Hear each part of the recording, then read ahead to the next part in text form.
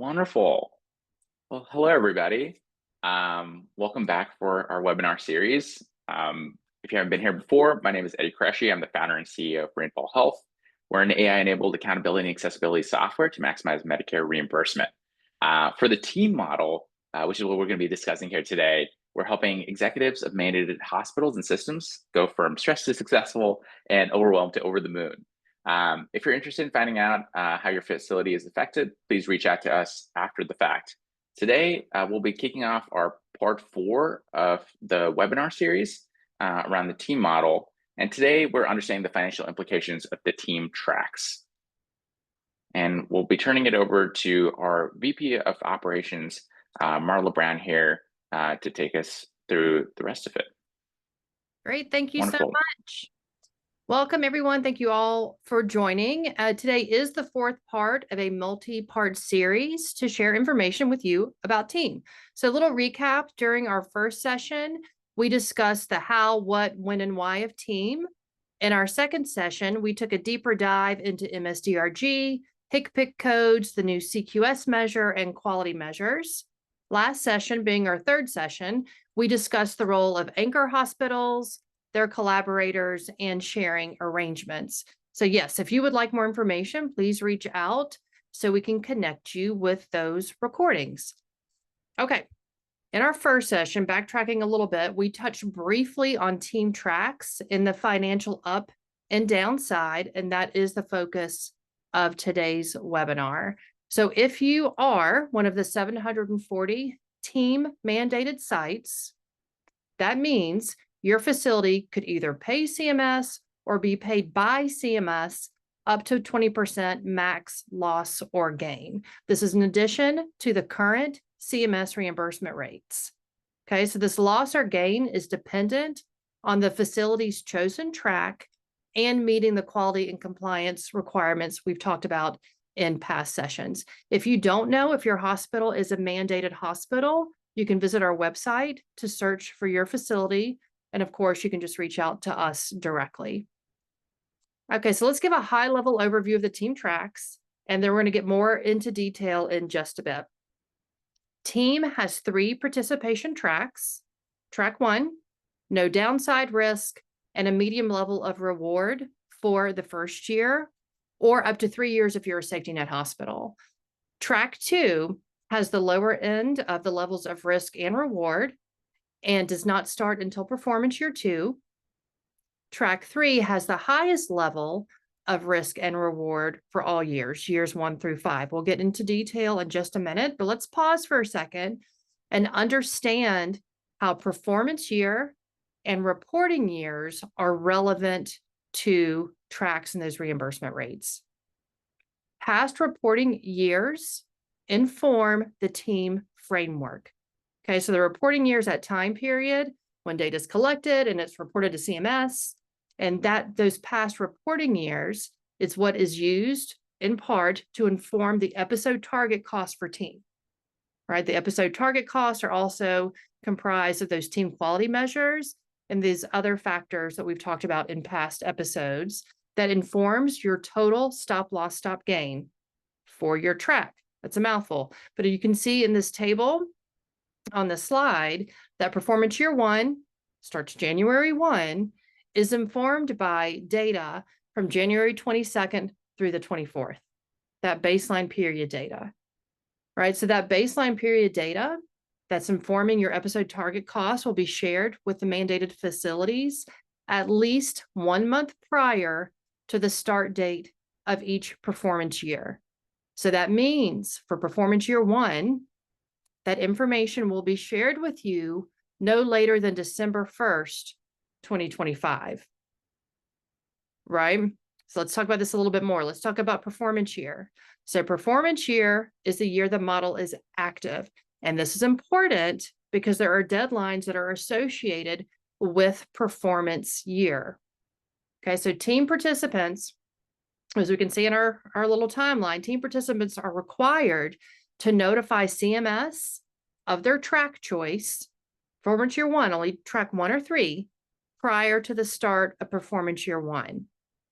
CMS is going to share, they're going to tell team participants how to select that process, how to report it, and the deadline for that. That hasn't been released just yet.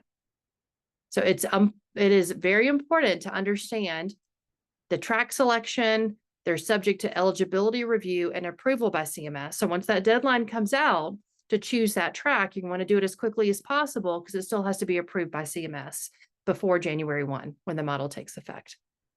Okay, so we can see along this timeline that as we're going through performance year 1, modifications, changes may be proposed for performance year 2 as we're going through performance year 1, right? So there are new aspects to this model. So again, I'm just stressing that it's super important to understand the requirements of this model, especially knowing that past reporting years inform performance year 1. So even though we're in performance year 1, and this may be a glide year, what we're doing in performance year 1 is going to be part of that reporting data for performance year 3. So it all matters, right? Then we can see at the very end of this timeline, right, that the penalty payment reconciliation, the very end of performance year 1, as we're getting into performance year 2, we're going to be halfway through performance year 2 before we know what those incentive or penalty payments are going to be for performance year 1, right? So keeping on top of what's being proposed, what's actually changed, and implementing those as quickly as possible is just going to help you further on down the line. I hope that makes sense. Okay, so let's switch and let's look at the tracks and the details and why the tracks matter. So when I was creating this table, this made sense in my brain, right? To break it down in this way. If it doesn't make sense to you, reach out and we can talk about it in a way that does make a little bit more sense. Okay, let's just talk about track 1 for now. Track 1, performance year 1. We have a who has to participate column and who can participate. And that's going to make difference when we start at the next slide, when we start talking about the financial implications for each track. Track 1, performance year 1. If you're a mandated hospital or safety net hospital, you can choose to participate in track 1. If you do not make a decision about which track you want to participate in, you will automatically be put into track 1 for performance year 1. Okay. Track 1 for years 2 and 3 is only available to safety net hospitals, right? So safety net hospitals can choose to be part of track 1 in performance years 2 and 3. Track 2 is not available in performance year 1. It is available starting in performance year 2 through 5. As you can see, with a select group of facility types that can choose track 2. Track 3 is also available performance year 1 for mandated hospitals or safety net hospitals. So mandated hospitals, safety net hospitals can choose track 1 or track 3. Track 2, no go for performance year 1. Starting in performance year 2 for track 3, again, safety net hospitals, mandated facilities.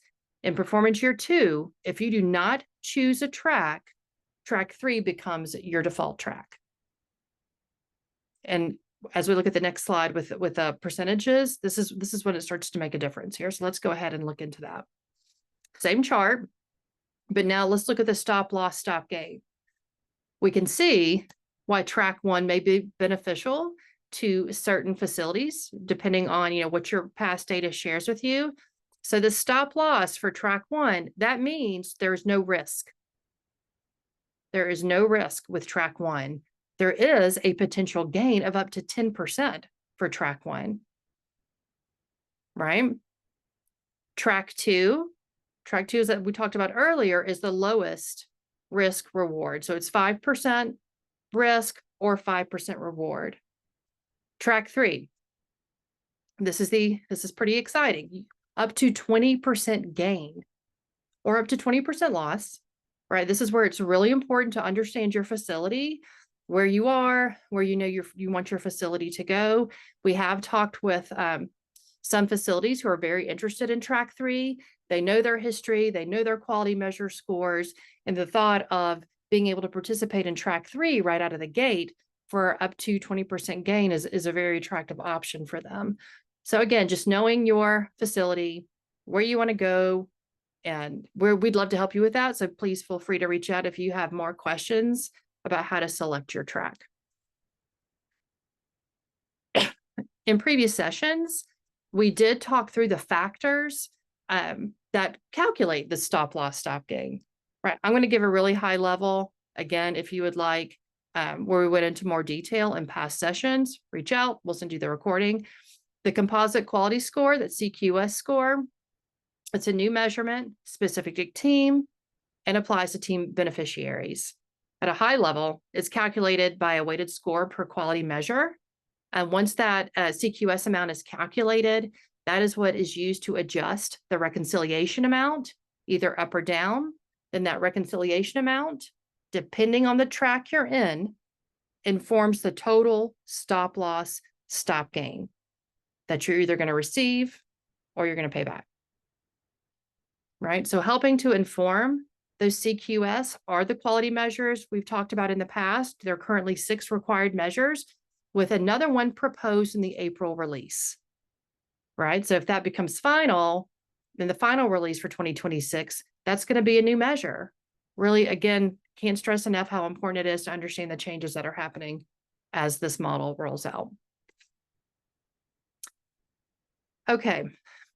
I would like to, I do better when I hear things through a story format sometimes. So I want to take this information we talked about today, some of the information we've talked about in past series, and try to put it together in examples. This is an example that I actually shared in a past series to help illustrate. Let's use it again. And this is actually a true story of a good friend of mine who allowed me to share this. So a friend of mine, her mother is not an English speaker, did have to go to a facility for MSDRG 469, right? So let's say for this example in scenario A, that the CMS target price for this episode, let's say it was $21,000, and the patient's benefits included physical therapy and transportation to those physical therapy appointments. Again, the patient doesn't speak English. Her adult daughter is her proxy and lives several states away. Prior to this procedure, neither one was giving any instructions for physical therapy, follow-up appointments, how to navigate the transportation benefits, and then post-surgery, same thing. The patient or her proxy, neither one were contacted for any of these follow-up appointments for close to 30 days. So this led the daughter, the patient's proxy, to fly to the mom's location and physically navigate all of her physical therapy appointments and take her to the appointments herself, right? So this led to unused benefits and not a really great patient satisfaction score. So if this example were happening in the team model scenario, this hospital would not have qualified for any additional reconciliation payment. In addition, they may have been penalized for withholding care for the physical therapy appointments. In the April proposed rule, there is a 180-day look back to ensure facilities are not withholding care in the 30-day episode window, so it looks like they have a lower spend. Okay. In this example, scenario A, let's say that 30-day episode cost was $19,000, $21,000 was the target, they were below. However, due to a low CQS score, which is informed by the quality measures we've talked about, a possible penalty for withholding care, the facility may have to reimburse Medicare. So if they were on track 3, that could be up to 20% of their cost and additional penalties for withholding care. So if this practice was this facility's normal behavior, multiply that fee times 300 if they did 300 procedures. That is a substantial payment to CMS. And that's one of 5 mandated procedures under this model, right? So let's use the same example, scenario B, and say this is a team participant hospital that understands the requirements for patient quality, patient satisfaction, and to maximize those reimbursements. Same thing happens, same episode target cost of $21,000, except now the patient and her proxy were included in discussions pre-surgery about what to expect post-surgery. They were both connected with the facility's collaborators for the physical therapy, the follow-up appointments, transportation. This meant that the daughter was kept in the loop virtually, long distance, did not have a need to go to mom's state to coordinate her benefits for her.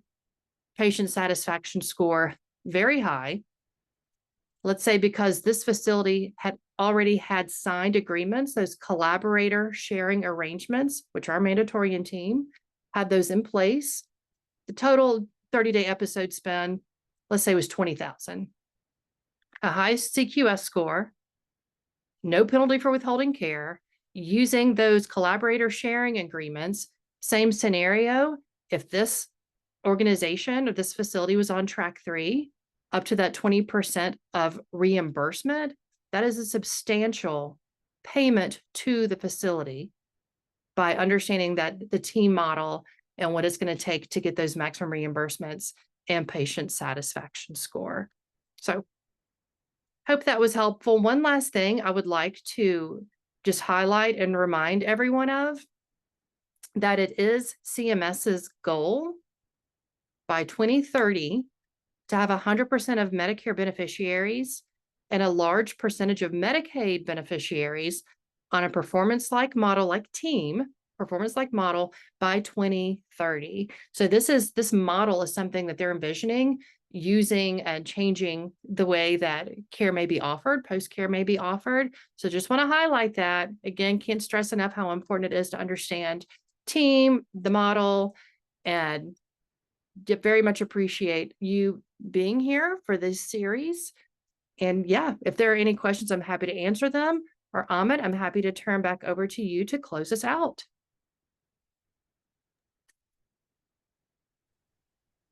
Thank you, Marla, for that awesome breakdown of the tracks and their impact. If you all have any questions, this is a complex model. We're already seeing that just with these 5 procedure codes, the sheer amount of work and the gap analysis that's needed, picking these tracks, and it is also evolving over time. We are here to be your collaborator, your partner, your co-pilot for compliance as we move forward. If you have any questions, please reach out to us on our email that's listed on the screen right now. You can follow us on LinkedIn. We're also on X and Instagram. We also just have a new podcast that launched called Rainfall Health. You can find it on Apple or Spotify, and where we bring in executives from different systems. Last week, we had a great talk with Secretary David Shulkin, who is also a board member at Sanford Health now. And this week, we'll be talking to the CMIO of UPMC, Dr. Rob Bart.